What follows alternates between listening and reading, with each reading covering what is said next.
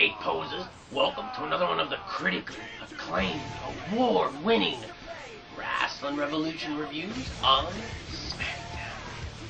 I am, of course, your host, the Black and White Delight, Grumpy Cheeto. First off, I'd like to thank my new subscribers, which is Nuggaflex, WWE fan since 1998, and ZM9009.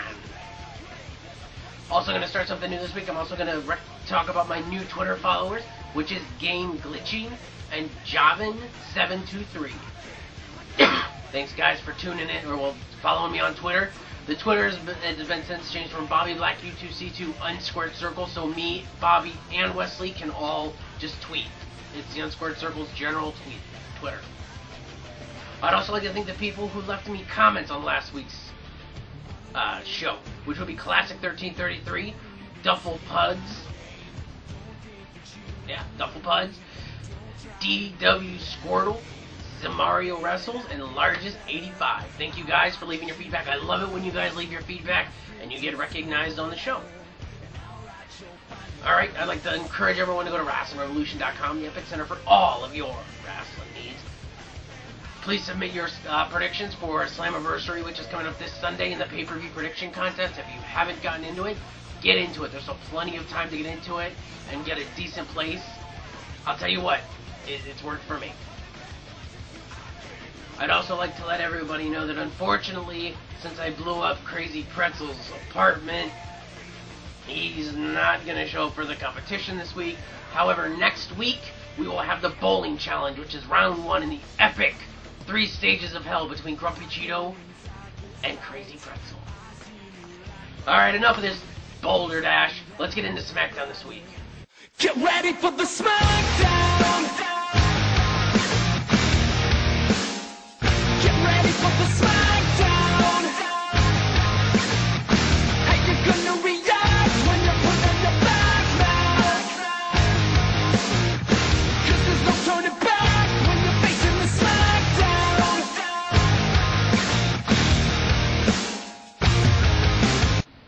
This week's SmackDown is in my backyard of Roanoke, Virginia. We start off with an in-ring promo where Christian comes out and basically he pushes his heel turn. You know, which everyone says, oh, he's not a heel just because he hit him in the face once. No, guys, after this, he's a heel. He's definitely a heel. He says that the crowd doesn't quite get it. Christian lost the title after 5 days. And also that he's through with his peeps. Well, no matter what happens, I will still be a peep. You are screwed, Christian, but not by Randy Orton, by management. I hope you win the title this upcoming, or not this Sunday, but next Sunday.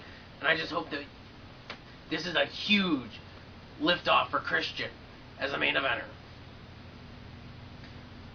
Also, Christian calls Cole in to talk to the crowd, and Michael Cole sits there and he says, he repeats everything that Christian says. Since Christian's not talking to the peeps, Michael Cole's going to talk to the peeps, and then all of a sudden Michael Cole has a change of heart about Christian. Next, we have the first match of the night, which is Ezekiel Jackson and the Usos, which I'm glad they're finally using the Usos for tag team. And shut up, Zamario, I know, WWE doesn't care about tag teams. Well, I can dream! Big Zeke and the Usos versus the Core. I gave this 3 out of 5 Black Rangers. Wasn't a bad 6-man tag match.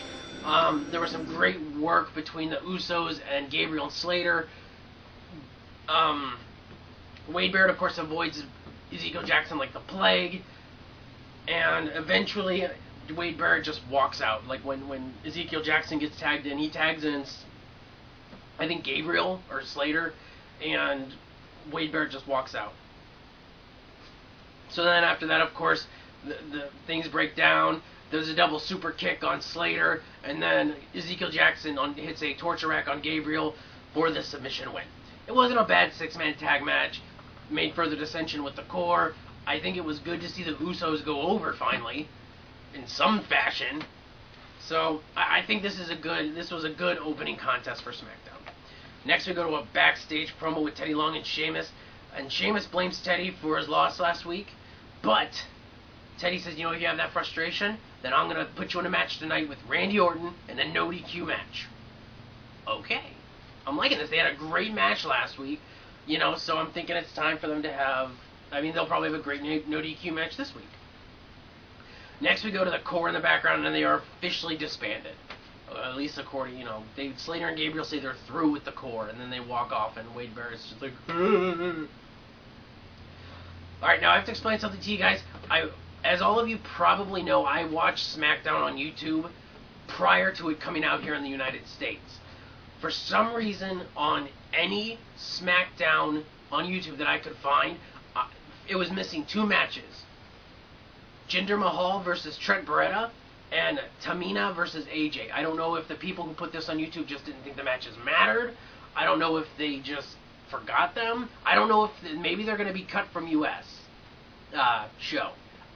Or they were cut from overseas shows. I don't know. So those 2 matches happened, and I can't give them a ring because I never saw them. It didn't really seem like they were that important. I mean, it just seemed like Trent Beretta and Jinder Mahal was just the squash match, and Khali, of course, squashed Trent's head afterward. And Tamina and AJ got the win with the roll-up. I'm not going to rank them because I didn't see them, but they were there, and they didn't seem that important. Next, we have an in-ring an in-ring promo with Randy Orton. He comes out and he calls out Christian, but Christian comes on the Tron. And, of course, they talk about, their match, or Christian challenges them to a match at the pay-per-view, and Randy Orton says, "You're on." I really think they need to add a stipulation to this, like either a cage match or a last man standing match or something, just because this will be Orton Christian 3, and I get it, Christian's a heel now, but they need to add like some kind of stipulation to this match for the pay-per-view to make it a little more interesting than the past 2 pay-per-views. Anyway, Christian gets in his car after he gets his match and drives away. So we think Christian's gone, right? Okay. Match 4 of the night, which is Ted DiBiase versus Sin Cara. I gave it 2 out of 5 Red Rangers. It was a good match until the end, where Cody Rhodes basically got Ted DiBiase disqualified by knocking Sin Cara off the apron while the ref saw him. So, and then Cody, of course, got in the ring and started beating up Sin Cara. Teddy Long comes out and says, "That's not how we're playing things on SmackDown, playa. So, we are going to make a tag team match." So it's Priceless, a.k.a. Ted DiBiase and Cody Rhodes, versus Sin Cara and Daniel Bryan, which I gave it another 2 out of 5 Yellow Rangers. This was a short tag match. It didn't get the time that I think it should have. There's a great deal of potential between these 4 guys, and honestly, I think a Capital Punishment, it should be a Fatal 4-Way. Either that or a 6-pack challenge with these 4 guys versus, Ezekiel Jackson defending against Wade Barrett, Sin Cara, Daniel Bryan, Ted DiBiase, and Cody Rhodes. I think that would be a great match if it got time at the pay-per-view. We haven't had a 6-pack challenge in a while that I remember, so I think it would be a good match to make. I'm a fan of multiple people matches like that, especially for a title, and especially if it's an elimination style, like if you're pinned, you're eliminated, the match isn't over. So I'm kind of hoping for that, but this match was whatever. 6th match of the night, which is the main event. Oh, by the way, the 5th match was the tag match. The 6th match of the night, which was Randy Orton versus Sheamus in a no disqualification match. I gave this 3 out of 5 Green Rangers. This was a pretty good match. There's a 6th spot where Sheamus was hanging in the ropes on the outside, like he was hanging from the ropes to the outside of the ring, and Orton just went to town on him with the kendo stick. I mean, that Singapore cane, man, he just went to town on him. Towards the end, Christian made his way back in the ring and he distracted Orton. Sheamus tried to hit a nice clothesline and tried to go for the 3. He got a 2 count.